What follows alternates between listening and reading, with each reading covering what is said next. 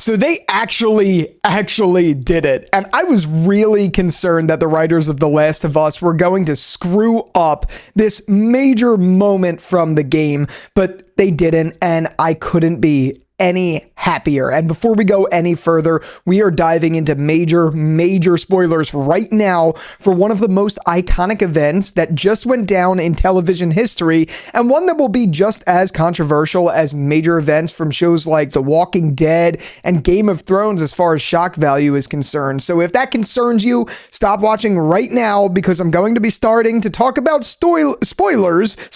What the hell is that? In 3, 2, 1. They actually had the balls to kill Joel in just as brutal of a fashion as they did in the game, and I think it was done brilliantly. That is brilliant. I'd imagine one of the hardest things in a writer's room is being faced with having to adapt a moment that was brought on with such a significant amount of controversy. Like, I mean, there is a major, loud majority of The Last of Us's fan base that absolutely hated Joel's death, which certainly left a stain on the game, whether you liked that moment or not. And I'd imagine that the game's reception from that moment, figuring out a way to adapt, was just not easy. I mean, I could be wrong, and maybe I'm looking at it like too deeply, but I don't really know. I just can't imagine it being easy to do something like that. Either way, though, it's very rare that a show could take such a controversial moment and adapt it in a way that pays respect while also, in some ways, outshining its original version.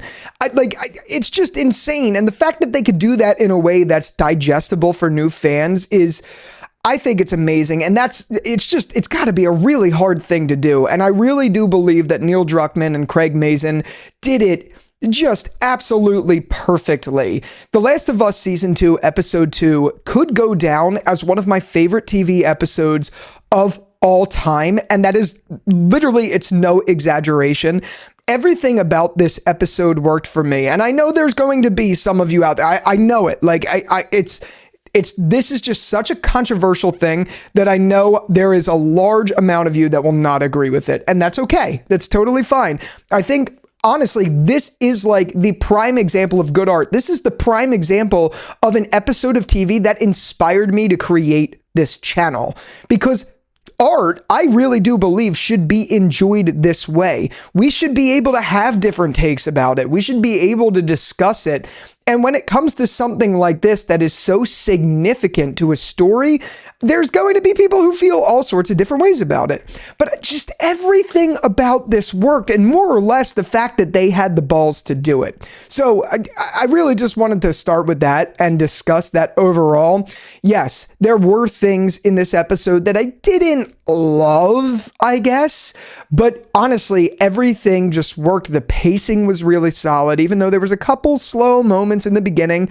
I loved that as soon as I clicked onto this episode and saw like Abby arriving at the mansion or something like that, I was like, oh shit, Joel's dying in this episode, because it's just, they're clearly giving a lot from what the original game was, and doing it in a way where it's respectful, but just a little different. Like, a prime example of it being different is the fact that you didn't have some of the original group there. Like, Tommy wasn't with Joel, it was Dina instead.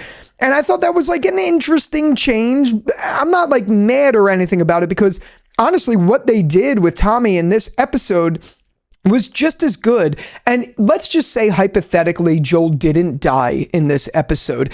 This episode would have still been one of my favorite episodes, just based on the cinematics alone, just based on that visual storytelling of the Horde coming into the community. Just fucking, it was so good. It was literally, I know a lot of people are saying it online, but it really did feel like the Battle of the Bastards, except a fungus version of that with a big bloater. I don't know how else to word it, but it's just, it was shot really well. I heard that it was shot in part during an actual blizzard, which I don't even know how much of that could actually be real and how much of that was CGI. I don't know.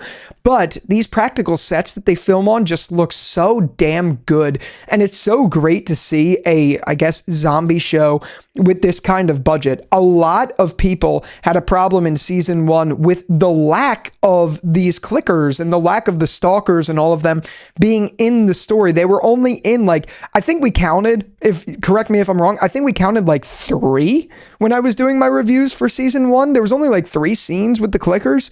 And that's unfortunate, but I'm glad it seems like they're listening to the fans here, because they came out absolutely swinging with this one. And so far it's been 2 for 2. Really, in the first episode, you had the stalker, which creeped me out. And then in this episode, you had the horrifying reveal of all of the people coming out from the snow. I thought that was just terrifying. And say what you will about Abby, I would be shitting bricks if that was me and I went down like a little thing in the hill and out of nowhere every single fucking undead in the world just comes out. I would be pooping. I'd be pooping everywhere. I don't know how you want it. Jesus. But I think that goes to say, like, this show is just working.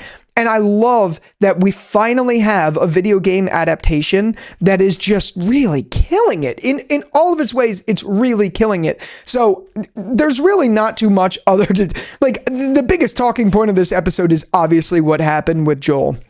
And I know a lot of people online have an issue with Bella Ramsey. I don't think personally that it's fair to cut her up for it, because she was hired to do a job and she's doing that job. And for the job she is doing a fantastic job. I think her acting is top notch. I think it's the reason that they casted her. Say what you will, I know she doesn't look or act like Ellie, and frankly, I also agree that she is not really likable in the same way that the game Ellie is likable. And I think that's okay. I really do, because I genuinely do believe that Bella Ramsey is doing such an incredible job at playing her character. Whether it's how we like it or not, doesn't matter. I think this episode was an example of that perfectly. Seeing her reactions and seeing how different they were from the game worked. I thought it did. I've heard some takes online, from Twitter to YouTube, wherever, of people saying it didn't. That's totally fine. That's why there's different flavors of ice cream. But I thought it worked really well. I thought she did just an outstanding job. But she wasn't even the standout here. Abby was so fucking good. She was so good. I don't know how else to word it. And what I heard recently was that Caitlin Dever, I think that's her name. I heard her mom died of breast cancer 3 days before she was set to go there and film, which is absolutely outstanding. Say what you want. I know it's not everything, blah, blah, blah, whatever. But the fact that you could have that much range after going through something that traumatic is just incredible. And I do believe in some ways, I'm sure that helped her performance a little bit, but she just stood out. Just like when Negan was introduced in The Walking Dead, I thought she was introduced really well. And again, the same sort of things are going on online, because Ellie doesn't look like Ellie. Abby doesn't have the muscles that Abby does. People are giving shit for that. Where are you going to find that? I'm sorry. I think Abby in this is the perfect casting. I think Caitlin Dever is just absolutely killing it, and it's only been 2 episodes with her, and I have fallen in love with this character. And not for regular reasons. I just think the character is making such a strong presence and appearance on screen. Whether I like her as a character or not doesn't matter. I just enjoy seeing this character on screen because of Caitlin Dever. She just does such a good job. She's killing it. She really is. I don't know, man. Her performance was incredible. Joel's performance was incredible. All of it was good. Now, I did want to bring this up. I actually heard Dan's reviews talking about this earlier today. And he was saying, and I have to agree completely. He was saying that Joel, as the character in the TV show, isn't someone that he felt like really attached to. And just like him, I 100% agree with this. And part of me thinks this was done intentionally, knowing where it was going to go and knowing they were going to kill him for the reasons they did.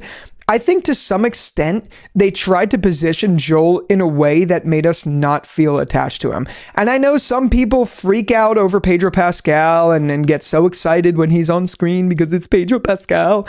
But like, he never, just because it's Pedro Pascal doesn't mean that his character was one that I could connect with. And I didn't. Like in the game, Joel was a character I fell in love with. But in the show, I kind of feel like Neil Druckmann and Craig Mazin purposely positioned his character in a way where it wouldn't be the end of the world if he died. And though I've seen a mixed bag of controversy online about this episode already, I think that makes his death in this episode a much easier pill to swallow than if we loved him. Like, say, I was going to give a spoiler, I'm not going to give a spoiler, let's just say it was your fan favorite character who's just a good person, and then they kill him. I don't think it's the same thing here, and I think a lot of the people that would have such a stark reaction in the show are mainly because they loved Pedro Pascal, or maybe they did love Joel, I don't know. I just don't think they portrayed him that way, so I never really connected with him. Or maybe it's also that I knew what was going to happen, or maybe it's that every time I see Pedro Pascal in something, I just think it's Pedro Pascal. And I do think, personally, that's a fault of the casting. Obviously, Pedro Pascal is a great actor. Obviously, Bella Ramsey is a great actor. Obviously, I'm just saying, like, Caitlin Dever is a great actress. Whatever, you know what I mean? Like, it doesn't matter. The list goes on and on. But when I think about Pedro Pascal and when I think about Bella Ramsey, I don't think about Joel and Ellie. I think about Pedro Pascal and Bella Ramsey. And I think that was the biggest fault of the casting of this show. Not to say that they're doing a bad job. I just think when you have a show that is this powerful, sure, it's sometimes important to have big names in there. Yeah. Like, but when I see big names, it kind of takes me out of the story. Even like Catherine O'Hara coming around in the story in last episode, I was like, that's not his therapist. That's just Catherine O'Hara. Like, you know what I mean? I really do think shows do so much better with no name or like less known name actors. Does that break it for me? No, not at all. But it does tie into how I felt about Joel, honestly, because when I look at Joel in this show, I don't see Joel. I see Pedro Pascal. I see all of his other characters. I see his character, Oberyn Tyrell. I see his character from Gladiator 2, things like that. I don't see Joel. And that's the same with Bella Ramsey. So maybe that's the thing. I honestly, I think that's probably been my biggest complaint with The Last of Us so far, is that, and that's not even a real serious complaint because the story is just still so good. The characters are still good and it doesn't matter. But I think that aspect made it so much easier for me to swallow Joel dying. And just in general, I'm so glad they did it in a way that felt very faithful to the game, but changed it a little bit. Whereas like instead of Abby killing him with the golf club, she stabs him with the already broken golf club. I actually like that change. I thought it was better on screen. And frankly, obviously the moment in the game is just so iconic and it stained a lot of people's memories. But I think this version was just as good, if not better. I'm a sucker for adaptations. I'm a sucker for seeing things in live TV. I love it. And I think this is as good as you could get for an adaptation of such a significant moment. Like I said in the beginning of this video, I do believe that this is going to go down in history, like TV history, as one of the most iconic moments of a show. And I don't know, I feel like I'm in some sort of vacuum because I'm like in the know. You know what I mean? I still, like, I've been scouring through X, just trying to see what people are saying, and I'm getting a lot of what I feel like were game fans, so it's really hard to gauge. I did text my friend who never played the game and didn't know the spoilers, and he said he thought it was well done, and it wasn't something that, I guess, like, took him out of the show entirely, but he had this concern, and so do I. And by the way, who I'm talking about is my friend James. He has a podcast called The Randomizer Podcast. You should 100% check it out. I'm going to put a link in the description for that. But anyway, we were talking about the fact that it's like, we don't know where this is going to go now from here, because personally, I'm struggling to see Bella Ramsey carrying this show. Again, not because of Bella Ramsey, but because of Ellie. I don't like show Ellie. I just don't. I love Bella Ramsey and her performance. I just don't like show Ellie. And I think that's going to be harder to watch. But I also think they're doing a really good job so far. And I know losing Joel is a big thing, but it's not like he's gone. You have to remember. And by the way, I've been watching a lot of reviews of this show already so far, like today and stuff like that. And a lot of people are like, that's it for Joel. He's done. Guys, no, he is not. Like, yes, he's dead. The character is dead now. But the whole point in The Last of Us 2, and just in general, was there was a big focus on their story still in the form of flashbacks to tell said story. It's not like he's never going to be in the show again. I guarantee you he's going to be in majority of the season still. It's not like he's gone. It's not like Pedro Pascal only had a 2-episode deal and he's gone. That is not how this worked. That is not how the show is going to work. He will probably be in the show until the show ends. No matter what, he's just now dead, if that makes any sense. And I do think that makes the pill also easier to swallow, but I think time will tell about the reaction to it in general. But I am personally worried about how Bella Ramsey is going to carry this one.